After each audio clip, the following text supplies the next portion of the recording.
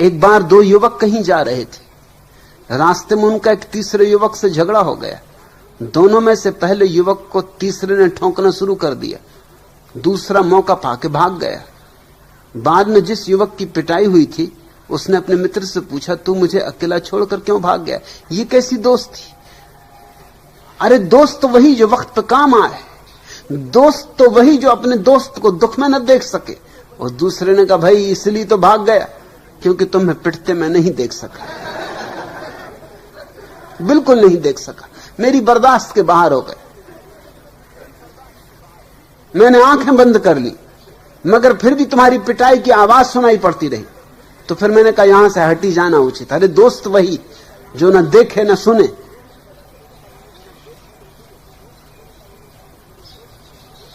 जीवन में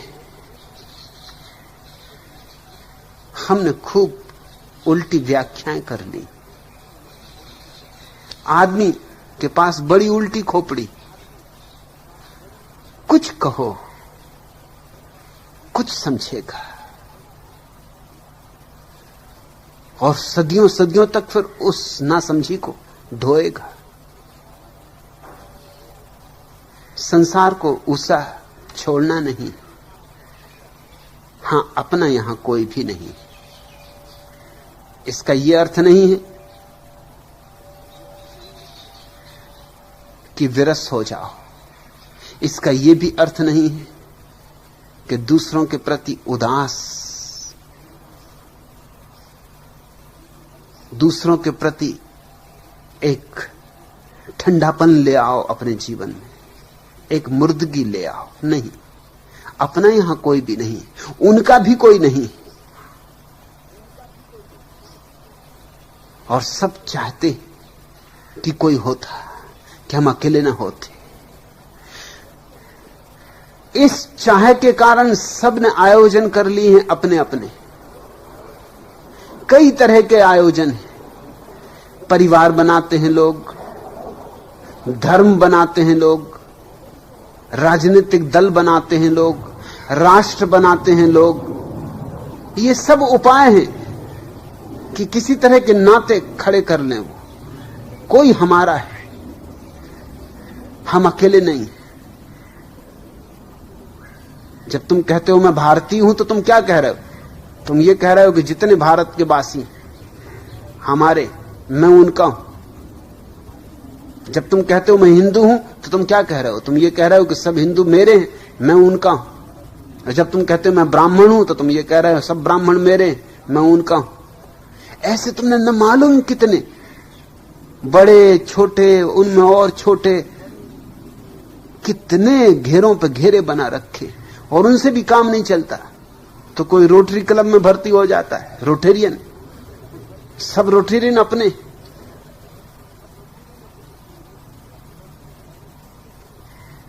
कोई लाइन क्लब में भर्ती हो जाता है, सब लाइन अपने।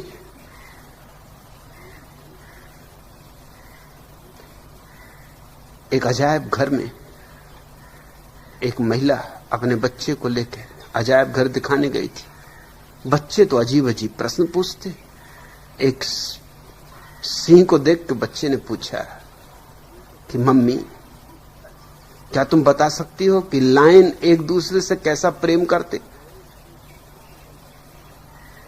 उसकी मम्मी ने कहा, बेटा तेरे पिता के सब दोस्त रोटेरियन हैं, सो लाइनों के संबंध में मैं कुछ नहीं कह सकती। हां, रोटेरियन के संबंध में तू पूछ तो बता सकती कि रोटेरियन कैसे प्रेम करते।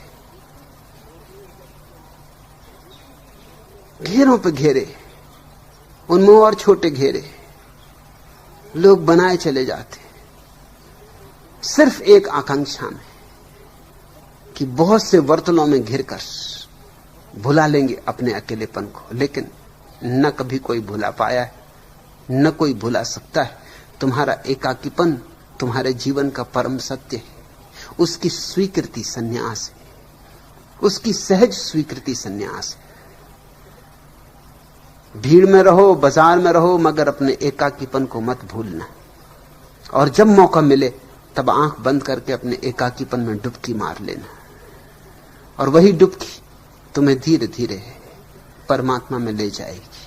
क्योंकि तुम जब बिल्कुल अकेले हो तो तुम परमात्मा में हो, और जब तुम भीड़ में डूबे हो, औरों में उलझे हो, तब परमात्मा से विमुख हो गए हो।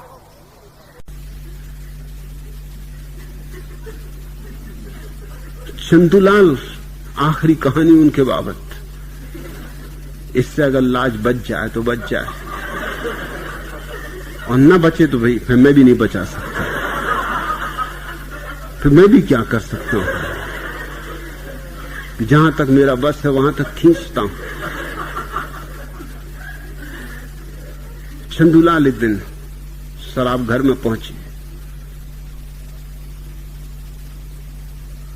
दुकान के मालिक से कहा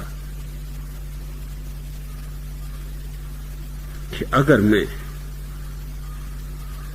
अपनी बाएं आंख को दांत से काट के बता दूं तो शराब मुफ्त पीऊंगा।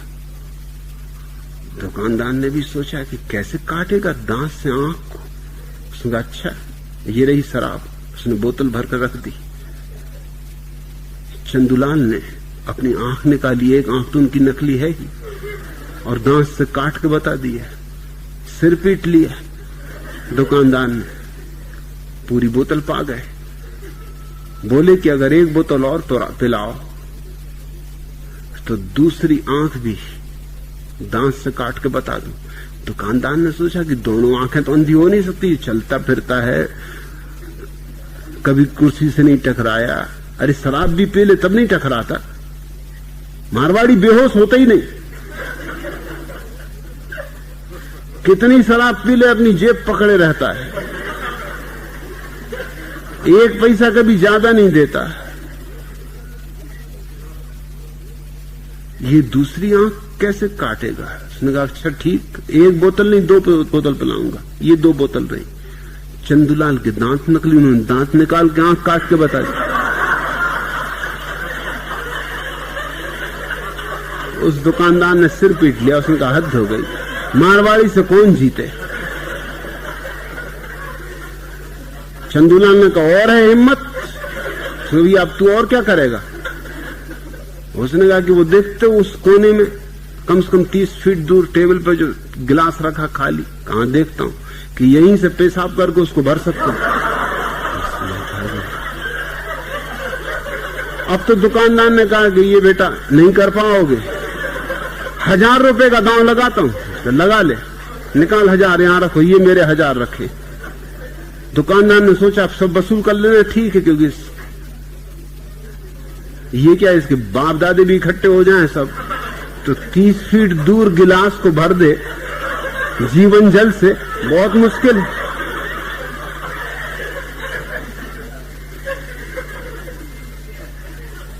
और चंदूलाल ने पेशाब करनी शुरू की। 30 फीट दूर जाना क्या, 3 फीट मुश्किल से गई। इधर टेबल पे गिरी, इधर नीचे फर्श पे गिरी। वो दुकानदार बेचारा उठा और जल्दी से गमछा लेके पोंछने लगा, सफाई करने लगा और हंसने भी लगा। चंदूलाल ने कहा अरे हंस मत रे, मारवाड़ी से कोई कभी जीता?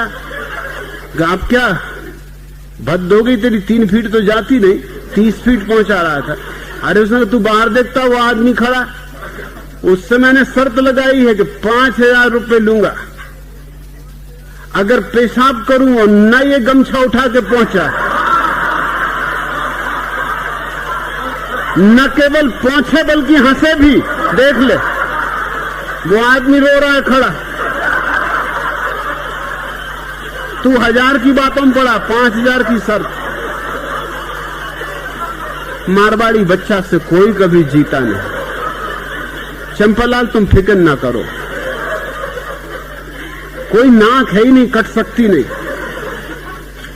नाक वगैरह तो बेच चुके पहले, झंझट ही खत्म कर ली।